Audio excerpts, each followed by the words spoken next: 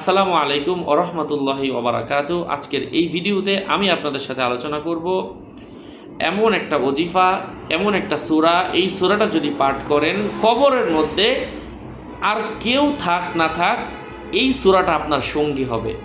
আপনার মাল সম্পদ, সন্তান সন্ততি, অর্থ সম্পদ, যত কিছু আপনি দুনিয়ার জন্য কামাই করেছেন, অর্জন করেছেন, যত লেখাপড়া, ডিগ্রি, সার্টিফিকেট সব ধুলোয় ধূসরিত হয়ে যাবে।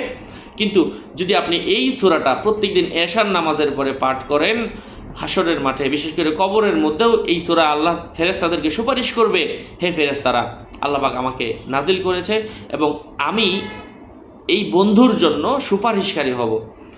আল্লাহ পাক যদি আমাকে কোরআন হিসাবে নাজিল করে থাকেন, অবশ্যই এই ব্যক্তি আমাকে পড়েছে, সুতরাং আল্লাহর কাছে আমার দাবি হচ্ছে তাকে মাফ করে দেওয়া হোক। এই সূরাটা প্রত্যেকদিন মাগরিবের পরে পাঠ করতে, এশার পরে পাঠ করতে হয়। সূরাতুল মুলক অবশ্যই পাঠ